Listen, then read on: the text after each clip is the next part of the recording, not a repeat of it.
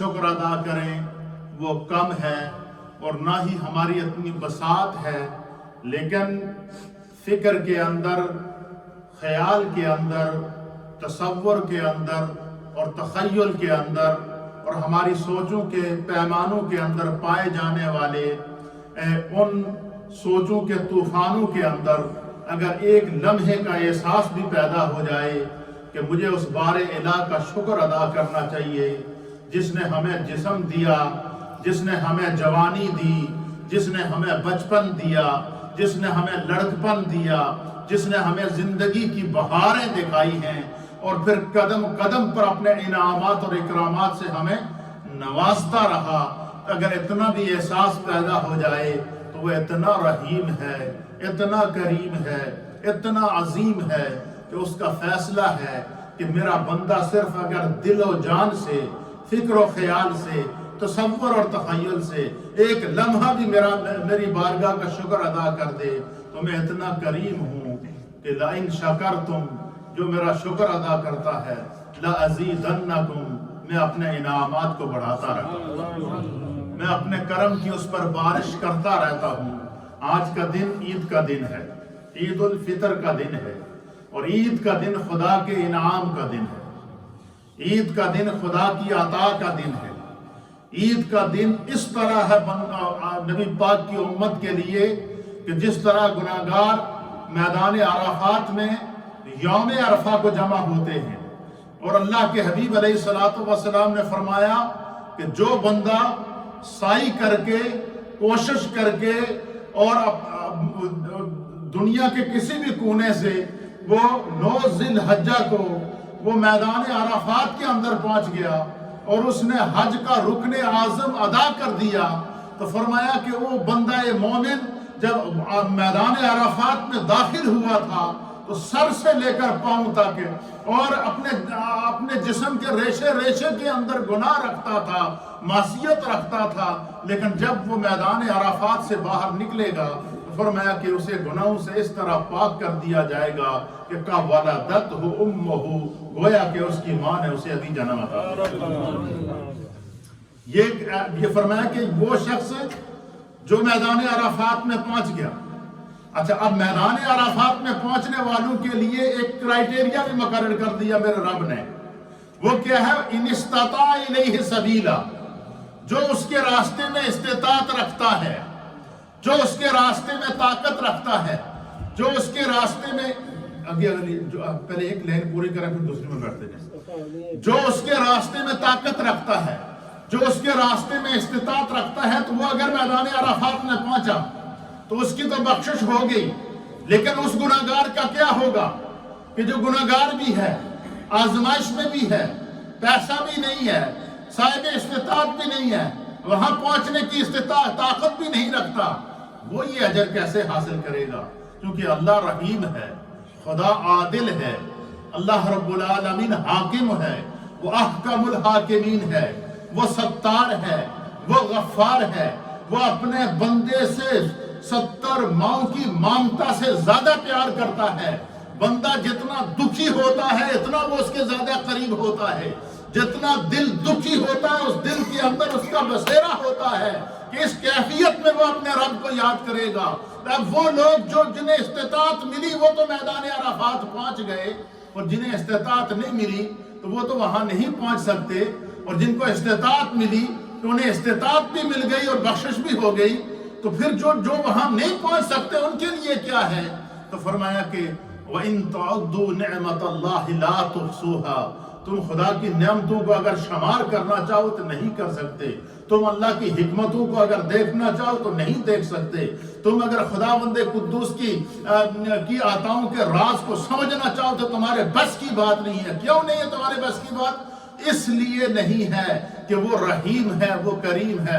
تو پھر اللہ کے حبیب علیہ السلام نے فرمایا کہ خداوند قدوس نے زندگی میں ایک دفعہ حج کرنے والے کی بخشش کا اعلان کیا ہے، لیکن نبی پاک کی امت کے لیے 2 عیدیں اللہ نے رکھی ہیں۔ ایک عید کا نام عید الفطر ہے اور دوسری عید کا نام عید الاضحیٰ ہے۔ فرمایا اس عید کو بندہ اپنے گھر سے نکل کر غسل کر کے نئے کپڑے پہن کر تیاری کر کے پاک صاف ہو کر اللہ رب العالمین کی تسبیح اور اس کی تکبیر اور اسی انداز سے تکبیر کہتے ہوئے گھر سے نکلے. اور وہ تکبیر کیا ہے؟ جس طرح حاجی جب حج کے لیے نکلتا ہے تو اس کی زبان پر ایک ہی ترانہ ہوتا ہے، لبیک اللہم لبیک. حاجی کا کیا ہوتا ہے ترانہ؟ لبیک اللہم لبیک اور لا شریک لک لبیک. پھر جناب یہ حاجی ترانہ پڑھتا میدان عرفات میں پہنچتا ہے. اور اسی لیے اور پھر فرمایا کہ عید کا دن جب آئے، چاہے وہ عید الفطر کا دن ہو یا عید الاضحیٰ کا دن ہو، فرمایا میرے نبی کے امتی اپنے گھر سے اس طرح نکلیں جس طرح کہ حاجی حج کے لیے تلبیہ پڑھتا ہوا نکلتا ہے. اسی طریقے سے تم اپنے گھر سے اللہ اکبر کی تکبیر پڑھتے ہوئے نکلو اور تکبیرات کو پڑھتے ہوئے خدا کے ذکر کے اندر اپنی زبان کو تر کرتے ہوئے نکلو. اللہ کے ذکر سے اپنے خیال کو منور کرتے ہوئے نکلو. اللہ کے ذکر سے اپنے آپ کو محو کرتے ہوئے اپنے گھر سے نکل کر عیدگاہ کی طرف آؤ. فرمایا تمہارے ایک ایک قدم کے بدلے خدا تمہارے گناہوں کو بخشے گا، تمہارے درجات کو بلند کرے گا. جس طرح حاجی تلبیہ پڑھتا ہوا عرفات میں پہنچتا ہے تو جب نکلتا ہے تو گناہوں سے معاف ہوتا ہے. فرمایا اسی طریقے سے جب بندہ مومن رمضان کے روزے رکھنے کے بعد، رمضان کے احکامات کو پورے کرنے کے بعد، اعتکاف کرنے کے بعد، روزہ رکھنے کے بعد، زکوٰۃ ادا کرنے کے بعد، صدقہ فطر ادا کرنے کے بعد اور اپنی ساری خاندان کی بچوں کی ضرورتوں کو پورا کرنے کے بعد پھر جب اپنے گھر سے تیار ہو کر اور اللہ اکبر لا الہ الا اللہ اللہ اکبر کے ترانے کو الاپتا ہوا، اپنی زبان کو اللہ کے ذکر سے تر کیے ہوئے، اپنے خیال کو خدا کے ذکر کے اندر غرق کر کے، اپنے تصور اور تخیل کو اللہ کے ذکر کے اندر محو کر کے، فرمایا جب بندہ گھر سے نکلتا ہے اور عیدگاہ میں آتا ہے اور اجتماعی طور پر رب کی بارگاہ کے اندر سجدہ شکر بجا لاتا ہے اور اس کی نیت یہ ہوتی ہے کہ بار الہ تو نے کرم کیا، تو نے رمضان عطا کیا، بار الہ تو نے کرم کیا، تو نے روزے رکھنے کی سعادت عطا فرمائی، بار الہ تو نے کرم کیا، تو نے قرآن کو سنانے کی سعادت عطا فرمائی، بار الہ تو نے کرم کیا، تو نے قرآن کو سننے کی سعادت عطا فرمائی، بار الہ تو نے کرم کیا، تو نے ہمیں عشرائے رحمت عطا فرمایا، بار الہ تو نے کرم کیا، تو نے ہمیں عشرائے مغفرت عطا کیا، بار الہ تو نے کرم کیا، تو نے ہمیں عشرائے جہنم سے آزادی عطا فرمایا، اور بار الہ تو نے کرم کیا کہ آج یوم الجائزہ کو ہمیں اپنے گھر سے نکل کر بالکل ایک حاجی کی نقل کرتے ہوئے، حاجی کا انداز اپناتے ہوئے، تکبیرات کو پڑھتے ہوئے تو نے ہمیں عیدگاہ کے اندر آنے کی توفیق عطا فرمائی. فرمایا جس طرح حاجی جب میدان عرفات سے نکلتا ہے تو گناہوں سے بخشا ہوا ہوتا ہے، اسی طریقے سے جب نمازی، جب صائم، روزہ رکھنے والا، نمازیں ادا کرنے والا، اللہ اور اس کے رسول پر ایمان رکھنے والا سچا مومن جب گھر سے تکبیرات کو پڑھتے ہوئے عیدگاہ میں آتا ہے اور عیدگاہ سے نماز عید ادا کر کے، نماز شکر ادا کرنے کے بعد جب وہاں سے واپس لوٹتا ہے تو اس کی کیفیت بھی وہی ہوتی ہے جو ایک حاجی کی ہوتی ہے کہ اللہ تعالیٰ اس کے سارے گناہوں کو بخش دیتا ہے. یہ اس کا اس انصاف ہے. یہ کیا ہے؟ اور پھر اس میں کوئی قید نہیں لگائی کہ امیر عیدگاہ نہیں آ سکتا، یہ قید نہیں لگائی کہ من استطاع الیہ سبیلا، تھوڑے کو گنجائش ہوگی تو حج واسطے جا سو. فرمایا گنجائش ہے یا نہیں ہے؟ عید والے دن آج سب کے لیے اعلان عام ہے، سب کے لیے اعلان عام ہے، لا تثریب علیکم اليوم. جب میرے مصطفیٰ فتح مکہ کے اوپر ہزاروں صحابہ کے ساتھ مکہ شریف میں داخل ہوئے، وہ کفار جنہوں نے طائف میں پتھر مارے تھے، وہ کفار جنہوں نے ہجرت پر مجبور کیا تھا، وہ کفار جنہوں نے کیا کیا اذیت مچائی تھی، وہ کانپ رہے تھے. ان کے اوپر ہیبت طاری تھی کہ مصطفیٰ کریم نے تو اب ریاست مدینہ قائم کر لی ہے، آپ تو ہزاروں صحابہ کے ساتھ اب مکہ کو فتح کر رہے ہیں، اب تو ہمارے ایک ایک جرم کا اور ہمارے ایک ایک ظلم کا حساب لیا جائے گا. ہم نے جو ان کے ساتھ زیادتیاں کی ہوئی ہیں تو میرے مصطفیٰ کریم نے اپنے رب کی سنت الہیہ کو ادا کرتے ہوئے، جس طرح وہ رحیم ہے، وہ چاہتا ہے کہ بندہ سچی توبہ کرے، اور میرے مصطفیٰ کریم نے فرمایا کہ جب بندہ سچے دل سے اپنے رب کی بارگاہ میں توبہ کرتا ہے تو پھر کیا ہوتا ہے؟ فرمایا اگر اس کے گناہ پہاڑوں کی برابر ہوں تو خدا معاف کر دے، اور فرمایا کہ اگر اس کے گناہ سمندر کی جھاگ کے برابر ہوں تو خدا اس کے گناہوں کو نہیں دیکھے گا، اپنی رحمت کو دیکھے گا، اس کی توبہ کی قبول معاف کر دے گا۔ پھر فرمایا کہ اگر ایک روایت کے مطابق کہ اگر بندہ مومن کے گناہگار کے گناہ ریت کے ذروں کے برابر ہوں، مجھے بتاؤ کہ کسی نے ریت کے ذروں کی اکاؤنٹنگ کی ہے؟ فرمایا اگر اس کے برابر ہوں گے اللہ پھر بھی معاف کر دے گا، توبہ تو کرے، رجوع تو کرے، لوٹ کر تو آئے، اپنے رب کا بن کر تو دیکھے، اپنے حبیب کا بن کر تو دیکھے۔ فرمایا کہ جب بندہ اس کیفیت میں پہنچ جاتا ہے اور فرمایا اللہ تعالیٰ اس کے سارے گناہوں کو معاف کر دیتا ہے۔ شرط یہ ہے کہ وَتُوبُوا إِلَى اللَّهِ تَوْبَةً نَصُوحًا، وہ توبہ نصوحہ کرے۔ توبہ نصوحہ کیا ہے؟ آج کا جو دن ہے یہ ہمارے اعمال کی نشاط ثانیہ کا دن ہے۔ عید کا دن کیا ہوتا ہے؟ یہ اعمال کی نشاط ثانیہ۔ اعمال کی نشاط ثانیہ کیا ہوتی ہے؟ کہ بندہ اپنے رب سے عہد کرے، بندہ اپنے رب سے وعدہ کرے، بندہ اپنے رب سے پرامس کرے کہ بار الہ مجھ سے اس سے پہلے جو گناہ ہوا تھا آئندہ میں یہ گناہ نہیں کروں گا، آئندہ میں یہ گناہ نہیں کروں گا، جب تک میری زندگی ہے میں اس گناہ کی وادی میں دوبارہ قدم نہیں رکھوں گا۔ تو فرمایا کہ پھر کیا ہوگا؟ اللہ کے حبیب علیہ السلام فرماتے ہیں کہ جب بندہ توبۃ نصوحہ کرتا ہے اللہ رب العالمین اس کے گناہ پر سب سے پہلی توبہ کا جو سب سے پہلا اس کو بینیفٹ ملتا ہے وہ کیا؟ اللہ اس کے گناہ پر پردہ ڈال دیتا ہے۔ کیا کر دیتا ہے؟ پردہ ڈال دیتا ہے۔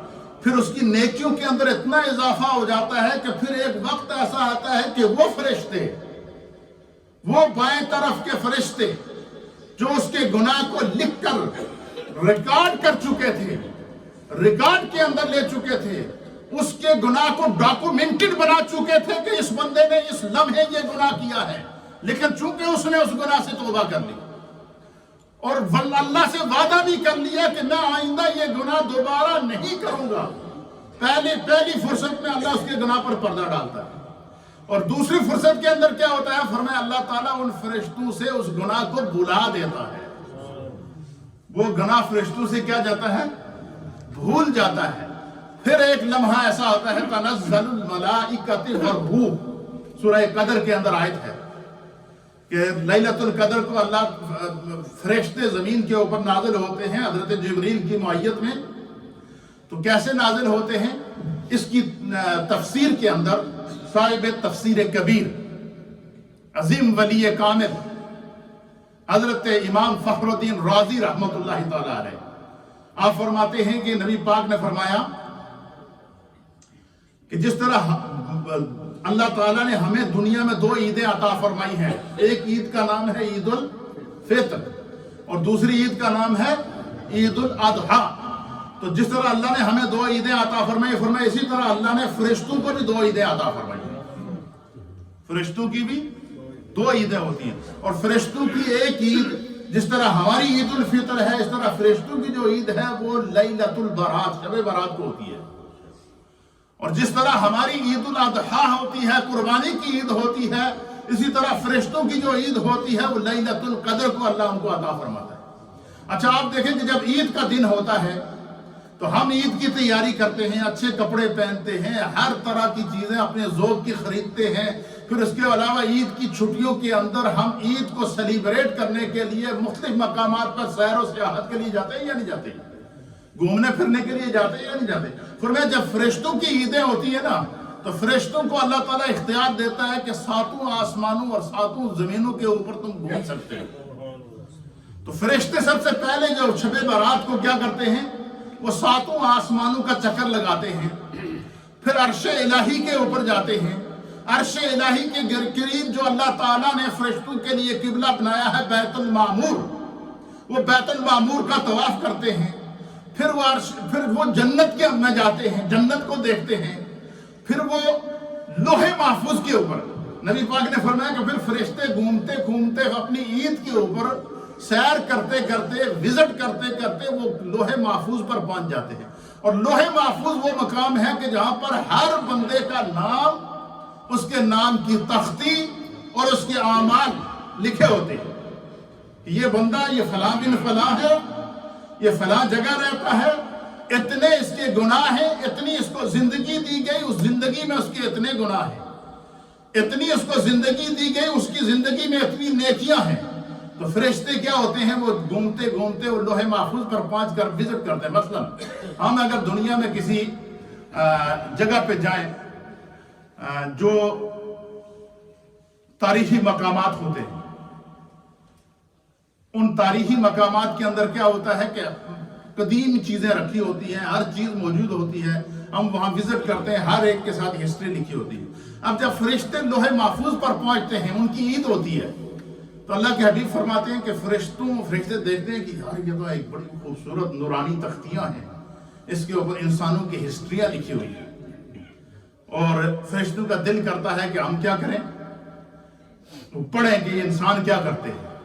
تو فرمایا کہ وہ جیسے وقت لوح محفوظ پر جا کر ان کی تختیاں پڑھتے ہیں، اور جب وہ گناہ کی تختی کی طرف فرشتے جاتے ہیں، اللہ تعالیٰ، نبی پاک فرماتے ہیں کہ اللہ تعالیٰ فرشتوں کے سامنے ان تختیوں کے اوپر، ان کے گناہوں کے اوپر پردہ ڈالتا ہے۔ اللہ کیا کر دیتا ہے؟ جب اللہ تعالیٰ ان کے گناہوں پر پردہ ڈالتا ہے، اور دوسری طرف ان کی جو نیکیوں کا جو تختی ہے اس کے اندر سے نور نکل رہا ہوتا ہے، اور اس کے اندر ایسی جاذبیت ہوتی ہے کہ فرشتے ایک طرف مائل ہو کر پڑھتے ہیں، دیکھتے ہیں کہ اس بندے کی زندگی کے اندر نمازیں موجود ہیں، 5 وقت کا نمازی ہے، زکوٰۃ ادا کرتا ہے، اللہ اور اس کے رسول کے احکامات پر عمل کرتا ہے، اپنی زندگی نیکی کے اندر گزاری ہے، اس کی اس نیکی کے بدلے میں خدا نے اسے یہ نور عطا فرمایا ہے، اس کے سجدے کے بدلے میں خدا نے اسے یہ نور عطا فرمایا ہے، اس کے اس قیام کے بدلے میں اللہ نے اس کو یہ نور عطا فرمایا ہے، اس کی حسین زندگی کے بدلے میں خدا نے اس کو یہ نور عطا فرمایا ہے۔ تو فرمایا کہ فرشتوں کے اندر ذوق پیدا ہوتا ہے، اور فرشتوں کے اندر ایک تڑپ پیدا ہوتی ہے کہ یار یہ انسان کی اتنی بڑی قسمت کہ خدا اس کے گناہوں پر پردہ ڈال رہا ہے اور اس کی نیکیوں کو نور عطا فرما رہا ہے۔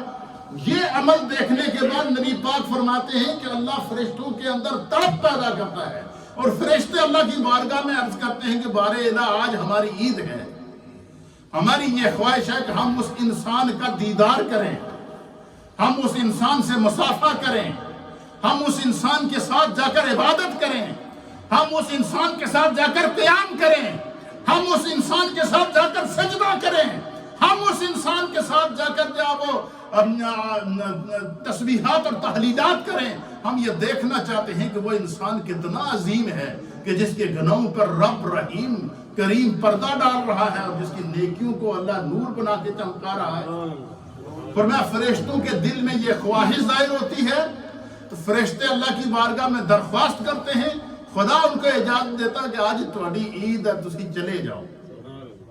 پھر اللہ اس منظر کو بیان کرتا ہے کہ پھر کیا، جب اللہ کی بارگاہ سے اجازت مل جاتی ہے، رب کریم نے اس منظر کو بیان فرمایا کہ تنزل الملائکۃ والروح، کہ پھر فرشتے جو ہے وہ اور حضرت جبریل کی قیادت میں زمین کے اوپر نازل ہوتے ہیں، اور انسانوں کی قیام کے اوپر، ان کے رکوع کے اوپر، ان کی نماز تراویح کے اوپر، ان کے رمضان کے جو ہے وہ سجدوں کے اوپر، ان کے اعتکاف کے اوپر، اور رمضان کے آخری عشرے کی عبادات کے اوپر، ان کے گڑ گڑا کر رب کی بارگاہ میں توبہ اور استغفار کرنے کے اوپر فرشتے رش کرتے ہیں، اور بندہ مومن زمین پر دعا کر رہا ہوتا ہے، اللہ عرش بری پر ان کی دعا کو سن رہا ہوتا ہے، اور رب کے سارے فرشتے اس کی دعا پر آمین کہہ رہے ہیں۔ یہ اللہ کا انعام ہے۔ اس لیے فرمایا کہ یہ جو عید کا دن ہے یہ انعام کا دن ہے، اکرام کا دن ہے۔ ہمیں عید کیسے منانی چاہیے، یہ چیزیں سمجھنے کی ہیں، ہمارے لیے ایگزامپل ہے۔ میرے مصطفیٰ کریم کی سنت ہے، حضور نے فرمایا کہ عید کے دن کیا کرو، غسل کرو، نئے کپڑے پہنو، اللہ کا ذکر کرو، تسبیحات کرو، تحلیلات کرو، خداوند قدوس کے ذکر کے اندر اپنے آپ کو محو رکھو، اور اللہ کے اور تکبیرات کو پڑھتے ہوئے گھر سے نکلو، اور تکبیرات کو پڑھتے ہوئے گھر سے آؤ، لیکن ہم لوگوں نے عید کا تصور کیا سمجھا ہے؟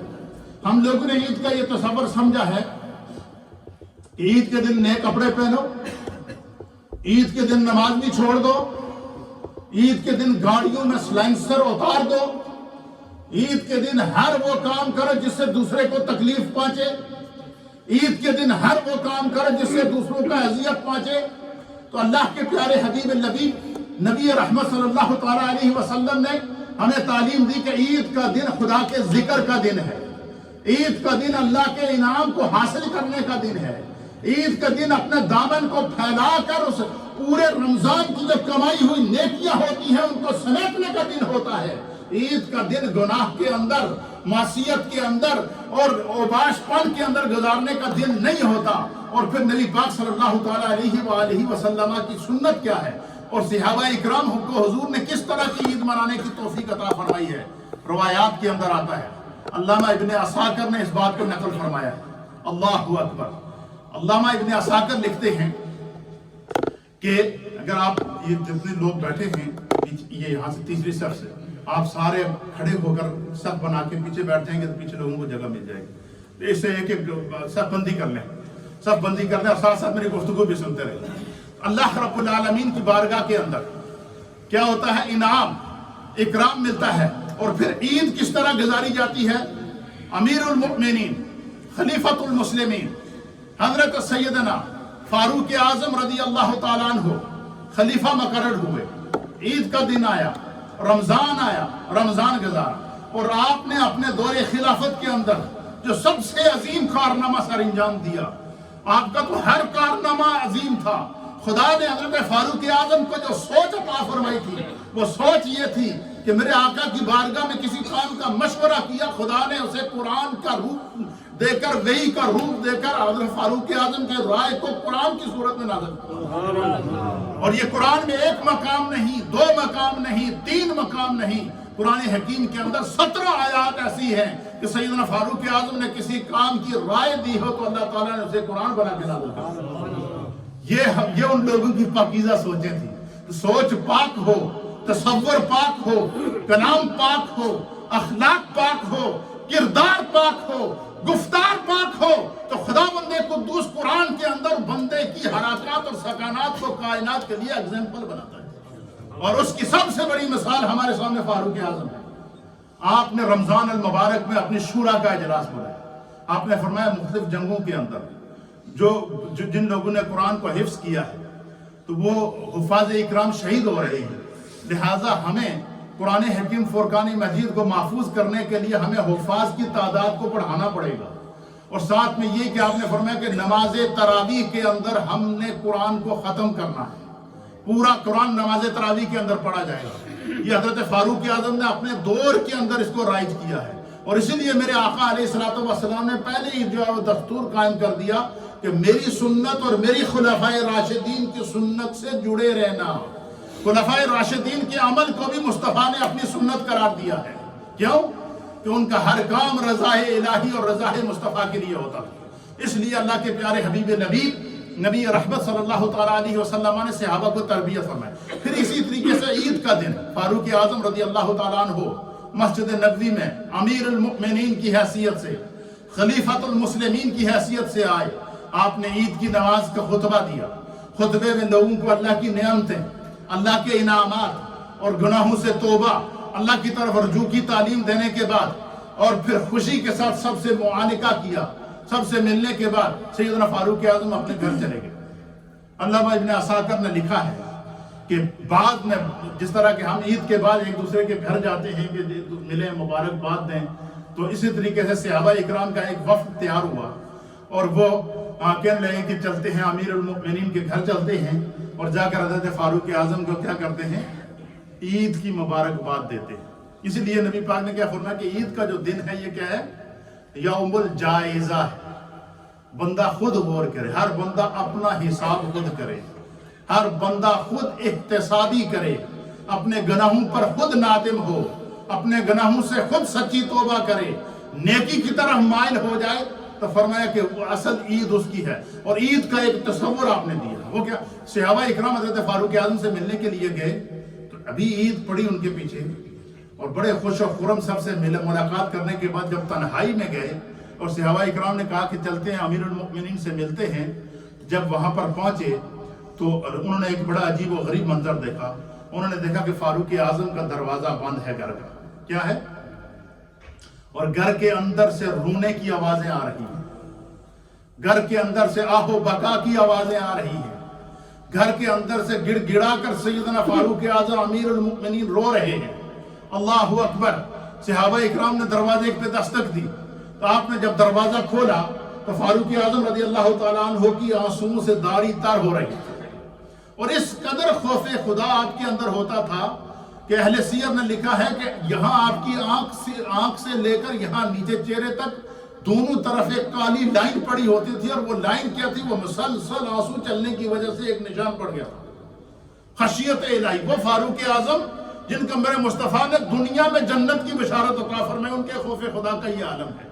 صحابہ کہتے ہیں کہ ہم عید کی نماز پڑھنے کے بعد سیدنا فاروق اعظم کے گھر گئے، دروازہ بند ہے.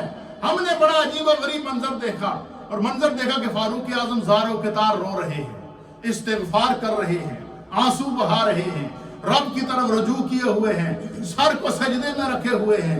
اور ہم نے عرض کیا کہ یا امیر المؤمنین، یا مومنوں کے امیر، اللہ آپ پر رحم فرمائے.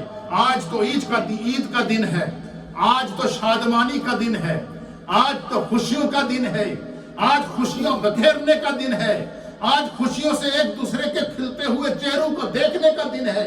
اور ابھی ہم نے آپ کے پیچھے نماز عید ادا کی ہے، اور ابھی آپ رو رہے ہیں، ابھی آپ کی آنسو چل رہے ہیں، آپ کا چہرہ متغیر ہو رہا ہے، آپ کے چہرے پر پشیمانی اور پریشانی کے اثرات ہیں. اس کی وجہ کیا ہے؟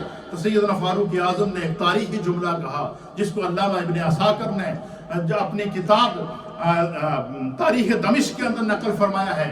اور اس جملے کو علامہ جلال الدین سیوطی رحمۃ اللہ علیہ نے تاریخ الخلفاء کے اندر حضرت فاروق اعظم کی ہسٹری کے اندر اس جملے پر لکھا ہے، ان کے کردار کے طور پر لکھا ہے، ان کے خوف خدا کے طور پر لکھا ہے. اور وہ کیا لکھا ہے؟ آپ فرماتے ہیں کہ فاروق اعظم سے جب انہوں نے عرض کیا کہ آج عید کا دن ہے، آج تو خوشی کا دن ہے اور آپ رو رہے ہیں، وجہ کیا ہے؟ تو آپ نے فرمایا کہ میں نے اپنے پیارے آقا و مولا جناب سید العالمین محمد الرسول اللہ صلی اللہ تعالی علیہ وسلم کو فرماتے ہوئے سنا.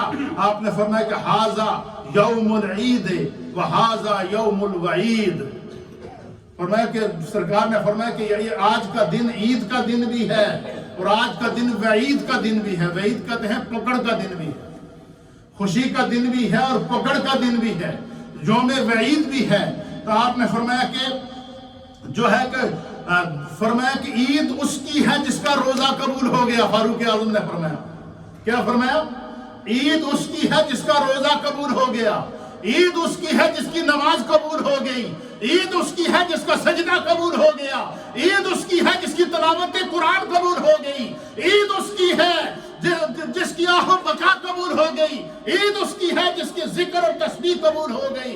فرمایا جس کی عبادات قبول ہو گئی، جس کے سجدے سے رب خوش ہو گیا، جس کے قیام سے رب خوش ہو گیا، جس کی توبہ سے رب خوش ہو گیا، اس کی تو عید ہے. لیکن اگر کسی نے نماز میں دکھاوا کیا، تلاوت قرآن میں دکھاوا کیا، اپنے عمل کے اندر دکھاوا کیا، اپنے اخلاق کے اندر دکھاوا کیا، اپنے کردار کے اندر دکھاوا کیا، اپنی زندگی کو گناہ کے اندر جب وہ قائم رکھا، تو فرمایا اس کی عید نہیں ہے. وہ اسی طرح ہے جس طرح کہ میرے آقا علیہ السلام نے فرمایا کہ بندہ اگر روزہ رکھ کر جھوٹ نہ چھوڑے، بندہ روزہ رکھ کے چوری نہ چھوڑے، بندہ روزہ رکھ کے سود نہ چھوڑے، بندہ روزہ رکھ کے شراب نہ چھوڑے، بندہ روزہ رکھ کے گناہ نہ چھوڑے، بندہ روزہ رکھ کے جو ہے وہ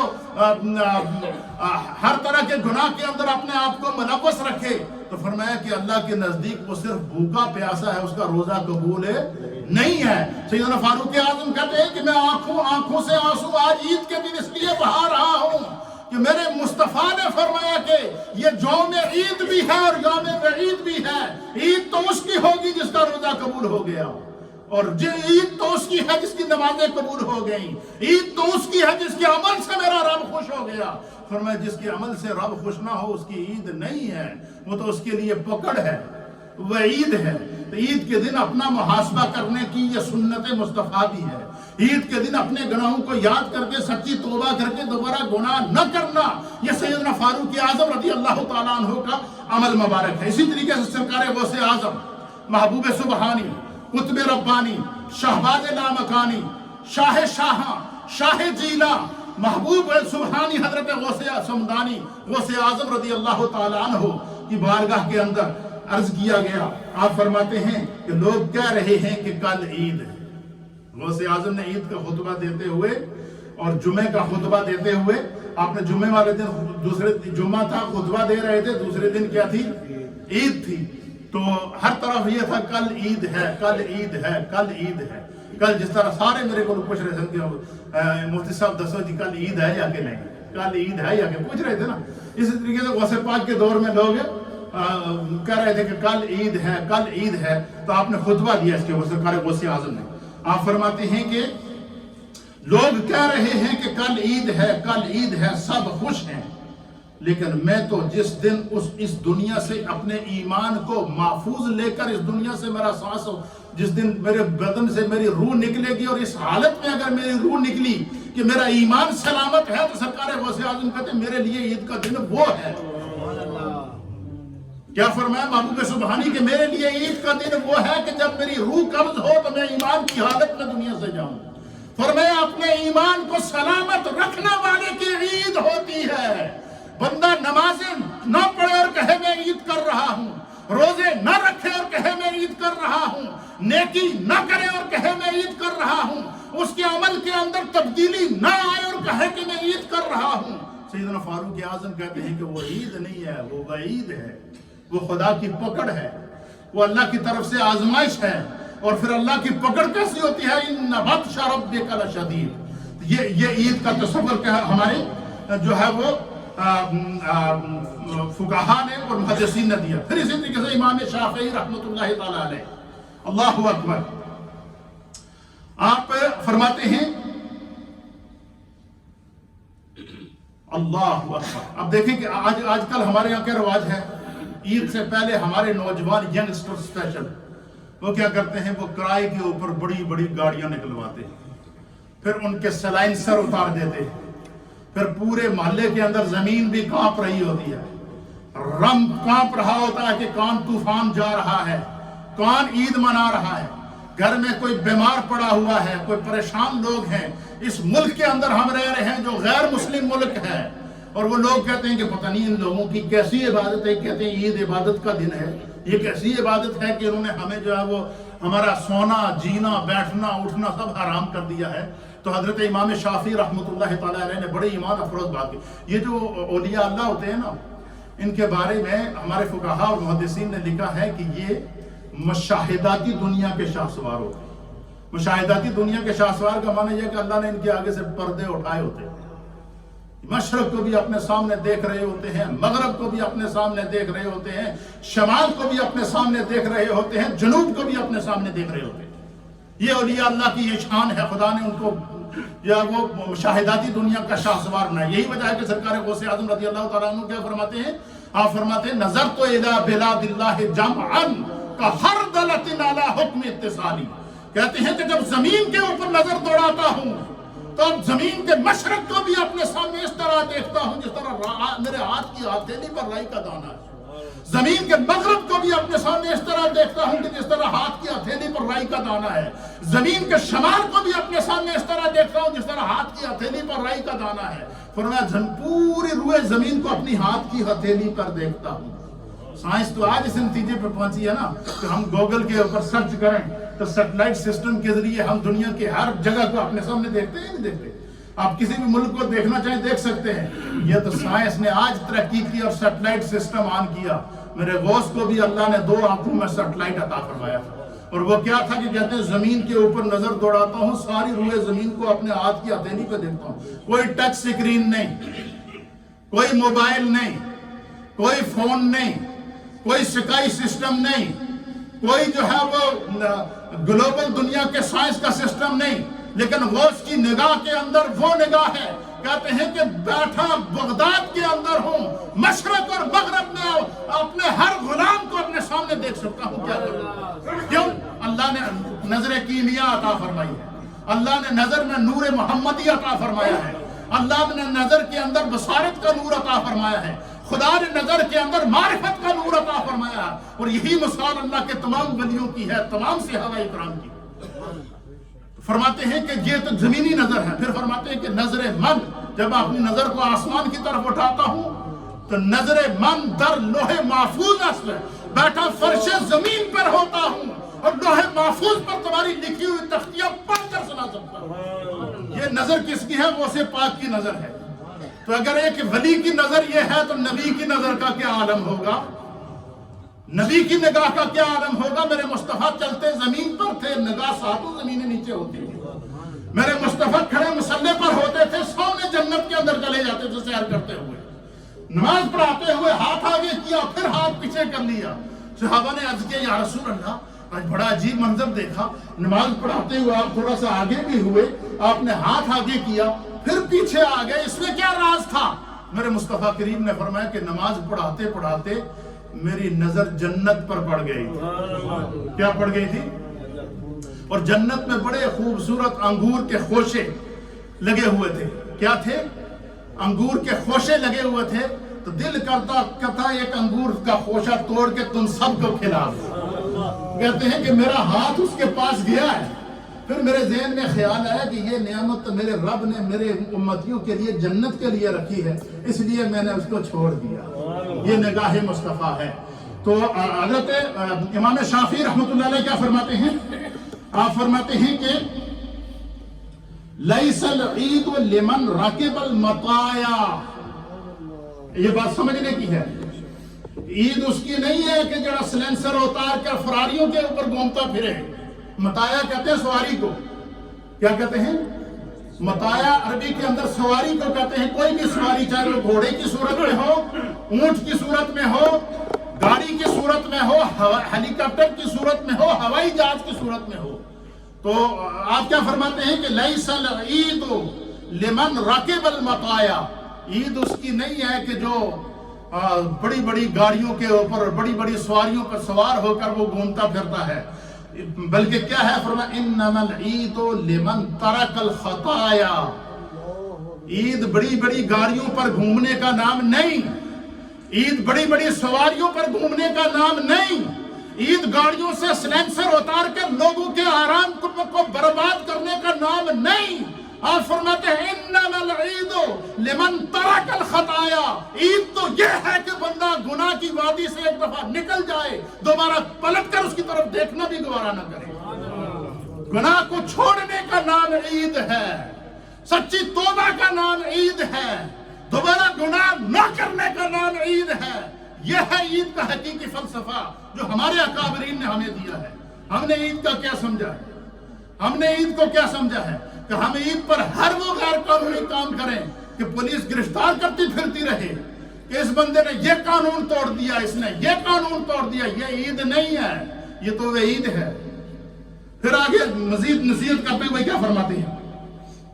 آپ فرماتے ہیں لیس العید لمن لبس الجدید، عید یہ نہیں ہے کہ بندہ نئے کپڑے پہن لے، نئے سوٹ پہننے کا نام عید ہے۔ عید اس کی بھی ہو جائے گی جس نے پرانے کپڑوں کو دھو کر پہن لیا، اور وہ اگر اس کا عمل سب سے اچھا ہے تو وہ نئے پہننے والے کپڑوں سے 1000 گنا بہتر ہے۔ آپ فرماتے ہیں کہ لیس العید لمن لبس الجدید، نئے کپڑے پہننا، نیا لباس پہننا، جو یہ عید نہیں ہے، بلکہ عید کس کی ہے؟ انما العید لمن آمن من الوعید، عید تو اس کی ہے کہ جو خدا کی پکڑ سے امن میں آ جائے، جو گناہ سے بچ جائے، اللہ کی پکڑ سے بچ جائے، جو نمازی ہو، نماز کی پابندی کرے اور اس کی نماز قبول ہو جائے، اس کی عید ہے۔ جو ایک دفعہ توبہ کر لے، دوبارہ گناہ کی وادی میں نہ جائے، اس کی عید ہے۔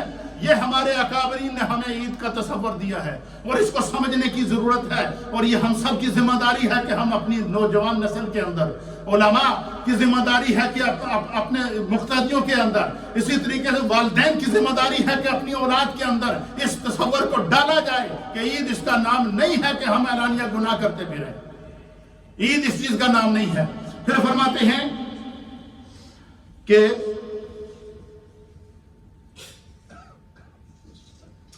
اللہ اکبر. پھر کہتے ہیں کہ انما العید لیس العید لمن تبحر بالعود. فرماتے ہیں کہ عید اس چیز کا نام نہیں ہے کہ بندہ جو ہے وہ بڑی مہنگی مہنگی خوشبوئیں لگا کے پھرتا رہے، بلکہ عید تو اس کی ہے کہ جس نے اپنے گناہ کو چھوڑ دیا اور اس کو جس راستے سے جاتا ہے اس راستے سے بھی خوشبو آتی ہے کہ یہاں سے کوئی اللہ کا بندہ گزرا ہے، گناہوں سے پاک گزرا ہے. اس لیے میرے دوستو، عید کا دن ہمیں پیغام دیتا ہے. وہ پیغام کیا ہے؟ عید کا دن ہے، اس کو نبی علیہ الصلوۃ والسلام نے یوم الجائزہ فرمایا. یہ اپنی خود احتسابی کا دن ہے. عید کا دن ہمیں پیغام دیتا ہے کہ خدا نے ہمیں اس رمضان میں عشرۂ رحمت دیا. ہم نے سوچنا ہے کہ کیا ہم نے رحمت لی ہے، ہم نے اس سے رحمت مانگی ہے، ہم نے اپنے دامن کو پھیلا کر اپنے دامن کے اندر رحمتوں کا نور بھرا ہے. عید کا دوسرا پیغام کیا ہے کہ اللہ نے ہمیں عشرۂ مغفرت دیا ہے، اور ہم میں سے ہر ایک کو پتا ہے کہ کتنا گناہگار ہے. ہر ایک، کوئی دوسرا واقف ہو نہ ہو، ہر انسان اپنے گناہ کا واقع سے واقف ہے. ہر انسان کو پتا ہے کہ میں نے صغیرہ گناہ کیے ہیں، ہر انسان کو پتا ہے میں نے کبیرہ گناہ کیے ہیں، ہر انسان کو پتا ہے کہ میں نے دانستہ گناہ کیے ہیں، ہر انسان کو پتا ہے کہ میں نے نادانستہ گناہ کیے ہیں، ہر انسان کو پتا ہے کہ میں نے عمدن گناہ کیے ہیں، ہر انسان کو پتا ہے کہ میں نے خطاً گناہ کیے ہیں. تو پھر اللہ نے عشرۂ مغفرت بھی دیا. ہمیں اپنے گناہوں کا پتہ بھی ہے، اور اگر ہم پھر بھی توبہ نہ کریں تو ہم کہیں جی ہم عید منا رہے ہیں. یہ کیسی عید ہے بھائی؟ سوچنے کی بات تو ہے نا. اس لیے عید کا دن یہ ہمیں لمحہ فکریہ دیتا ہے، سوچنے کا تصور دیتا ہے، سمجھنے کا تصور دیتا ہے. اور پھر ہم اللہ سے معافیاں مانگتے ہیں. خدایا معاف کر. رو رو کر معافیاں مانگتے ہیں یا نہیں مانگتے؟ اللہ سے معافیاں مانگتے ہیں، لیکن ایک دوسرے کو معاف کرنے کے لیے تیار نہیں. اپنے ہر گناہ کو پتا ہے کہ ہم نے گناہ کیا ہے، خدا سے معافی مانگتے ہیں. اللہ معاف کر دے، بڑا گناہ گار ہوں. خدایا معاف کر دے، بڑا گناہ گار ہوں. لیکن بھائی سے ناراض ہے، باپ سے ناراض ہے، ماں سے ناراض ہے، بہن بھائیوں سے ناراض ہے، خاندان کے اندر نفرتیں پھیلی ہوئی ہیں، ایک دوسرے کے دشمن بنے ہوئے ہیں. معافیاں خدا سے مانگ رہے ہیں. اس لیے اللہ تعالیٰ نے حقوق العباد اور حقوق اللہ الگ الگ مقرر کیے. فرمایا میرے جو حقوق اگر کسی نے چھوڑ دیے تو میں تو رحیم ہوں، معاف کروں گا. لیکن دنیا میں اگر کسی کا حق مارا ہے تو جب تک وہ معاف نہیں کرے گا تمہارا گناہ معاف نہیں ہوگا. کتنا ہی بڑا ترمحان کو کیوں نہ ہو، کتنا ہی بڑا کاروبار کا مالک کیوں نہ ہو، کتنا ہی بڑا دولت مند کیوں نہ ہو، وہ اپنی دولت کے بدلے کسی کو ناراض تو کر سکتا ہے، لیکن اس کا جو حق اس نے مارا ہے وہ قیامت کے دن بھی خدا معاف نہیں کرے گا. اس لیے عید کا دن ہمیں اپنی اعمال کی نشاط ثانیہ کہتے ہیں کہ نئی منصوبہ بندی کرنے کا پیغام دیتا ہے. اور نئی منصوبہ بندی کیا ہے کہ پہلے جڑے گناہ ہو گئے آئندہ میں یہ نہیں کرنے، آئندہ اس وادی میں نہیں جانا ہے، آئندہ اپنے آپ کو ان گناہوں سے بچا کے رکھنا ہے. یہ خداوند قدوس کا ہم پر انعام اور اکرام ہے. اللہ ہمیں اس عید کے پیغام کو سمجھنے کی توفیق عطا فرمائے. یہ عید ہمارے لیے عید ہو، یہ عید ہمارے لیے کیا ہو؟ عید ہو. یہ عید ہمارے لیے وعید نہ بنے، یہ عید ہمارے لیے بخشش ہو، یہ عید ہمارے لیے پکڑ نہ بنے، یہ عید ہمارے لیے نجات کا ذریعہ بنے. ہم یہاں سے نکلے تو گناہ معاف ہوں. تو یہ اس تصور کی ضرورت ہے. اللہ ہمیں دین سمجھنے کی توفیق عطا فرمائے. اپنی نشستوں پر کھڑے ہو کر صحبت بندی کریں. برکتیں عطا فرما. اے اللہ تو نے اپنے فضل سے رمضان عطا فرمایا، اللہ ہمیں اپنی شان رحمت سے رحمت عطا فرما. اے اللہ تو نے عشرۂ مغفرت عطا کیا، ہم سستیاں کرتے رہے.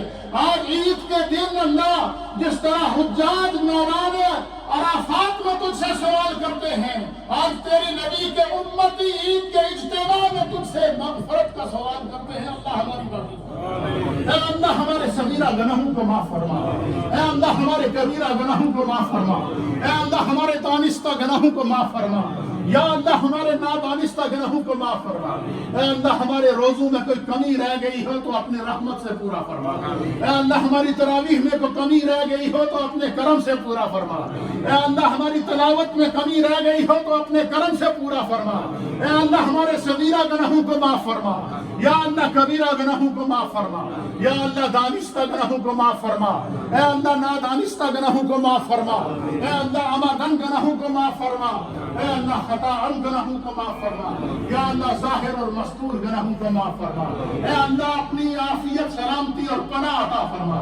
یا اللہ دنیا کی زندگی میں اتباع اور اطاعت مصطفیٰ نصیب فرما. مرتے وقت کلمہ طیبہ کی دولت سے مالا مال فرما.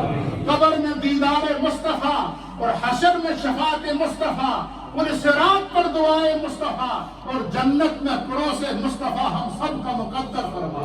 یا رب کریم جنہوں نے عبادات کی ہیں ان کی عبادات کو قبول فرما. جنہوں نے اعتکاف کیے ہیں ان کے اعتکافوں کو قبول فرما. یا اللہ عالم اسلام پر اپنا کرم فرما. یا اللہ نبی پاک کی پوری امت کی بخشش اور مغفرت فرما.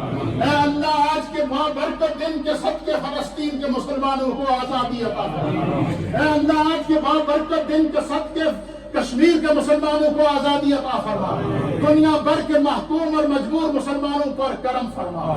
یا اللہ ہم سب کے تمام مرحومین کی بخشش و مغفرت فرما. اس مسجد کی جتنے احباب نے روزے اول سے لے کر آج تک خدمت کی ہے, اس کے جو نمازی دنیا سے چلے گئے ہیں اللہ سب کی بخشش فرما, سب کی مغفرت فرما. ہم سب کے جو والدین دنیا سے چلے گئے ہیں اللہ ان کی بخشش فرما. جن کے والدین دونوں یا دونوں میں سے ایک حیات میں خدایا ان کو سلامت فرما. اے اللہ ہماری اولادوں کو نیک فرما. اے اللہ ہماری اولادوں کے فیوچر کو اچھا فرما. اے اللہ ہمیں اس ملک کے اندر رہ کر دین پر قائم رہنے اور اپنی اولادوں کو دین کی سلامتی پر قائم رکھنے کی توفیق عطا فرما. یا اللہ جو بیمار ہیں ان کو شفا عطا فرما. پورا رمضان تیرے بندے تیری بندیاں مائیں بہنیں بزرگ نوجوان دعائیں کرتے رہے, التجائیں کرتے رہے, دعاؤں کا کہتے رہے. اے اللہ آج یوم دعا ہے, سب کی دعاؤں کو قبول فرما. اے اللہ آج یوم نجات ہے, ہم سب کی نجات فرما. اللہم اجرنا من النار, اللہم اجرنا من النار, اللہم اجرنا من النار. یا مجیر یا مجیر یا مجیر, یا رب بالمصطفیٰ بلغ مقاصدنا واغفر لنا ما مدى یا واسع الکرم. یا اللہ ہم یہاں سے نکلیں تو ہماری بخشش ہو جائے. یا اللہ جس طرح میدان عرفات سے حجاج نکلتے ہیں تو بخشش کا پروانہ لے کر نکلتے ہیں, اے اللہ عید کی نماز سے ہم نکلیں تو ہمیں بخشش کا پروانہ عطا. جو آزمائشوں میں ہیں ان کی آزمائشوں کو دور فرما. جو بچے اور بچیوں کے اچھے رشتوں کی تلاش میں ہیں ان کے لیے اچھے سے اچھے رشتے مقدر فرما. جو بے اولاد ہیں خدایا ان کو اولاد عطا فرما. جن کو بیٹوں کی ضرورت ہے اللہ ان کو بیٹے عطا فرما. جن کو بیٹیوں کی ضرورت ہے خدایا انہیں بیٹیاں عطا فرما. جن کے گھر کسی وجہ سے بگڑے ہیں نبی پاک کے صدقے ان کے گھر کو ٹھیک کر دے. جو میاں بیوی کے درمیان خلش ہے, پریشانیاں ہیں, دکھ ہیں, گھروں کے اندر کوئی رنجشیں ہیں اللہ ان کو دور فرما. ماں اور باپ کے درمیان اگر کوئی رنجشیں ہیں اللہ ان کو دور فرما. باپ اور بیٹوں کے درمیان اور بیٹیوں اور ماؤں کے درمیان اگر کوئی رنجشیں ہیں خدایا ان کو دور فرما. اے اللہ جن جن ماؤں بہنوں بزرگوں نے دعاؤں کے لیے کہا ہے, اے اللہ تو علیم بذات الصدور ہے, ہر ایک کی دعا کو قبول فرما. یہ قبولیت کا لمحہ ہے, ہر ایک کے دل میں جو دعا ہے نبی پاک کے وسیلے سے خود پیش کریں.